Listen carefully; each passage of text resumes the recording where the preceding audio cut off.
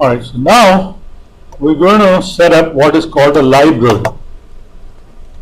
You set up library using tools, assign project library,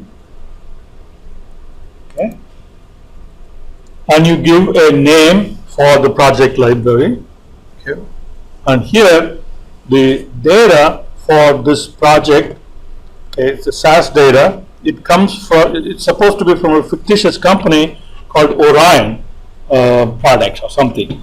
So that's the name that we will use. Okay, so it has to be only 8 of your characters, and it must not start with a number. Okay. And then click next.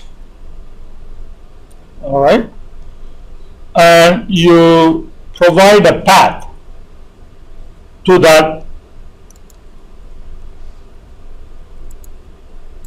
for that library, okay, which is, this is where our data is, right? Okay. And click OK. All right. So the library name called Orion will point to this path. Click next.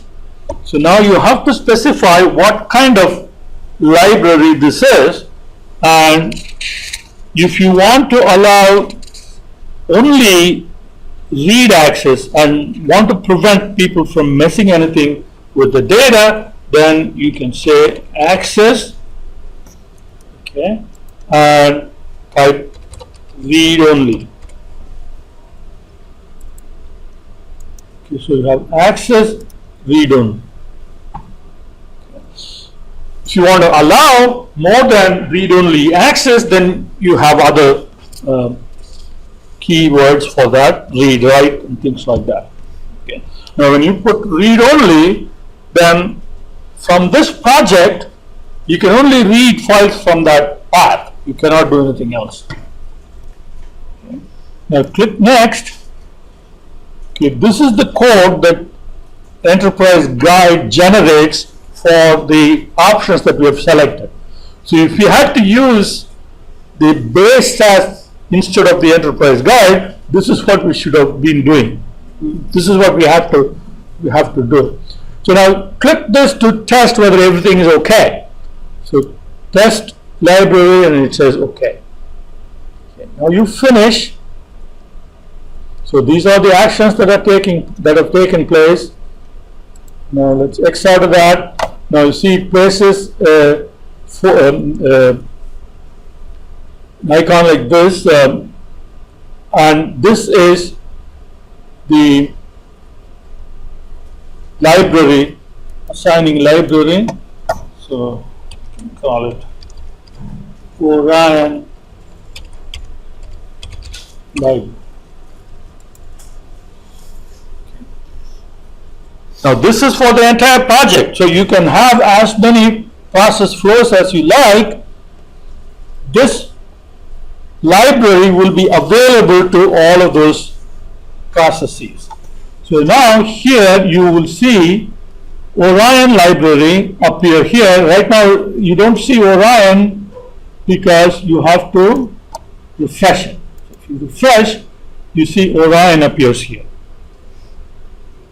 Now click the plus, and you see all the data files that we have, all the SAS data files we have in that folder appears here, and we can directly access that instead of having to go open and all that kind of stuff. You can say you want customers or whatever other file that you want.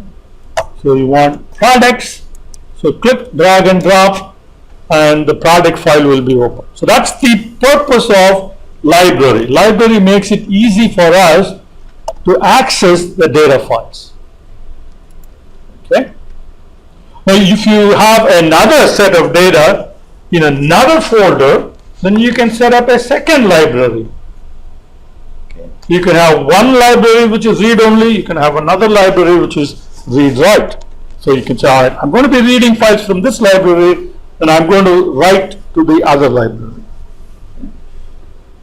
So this is where the work library comes into play. So work library is the default for all the output that we generate.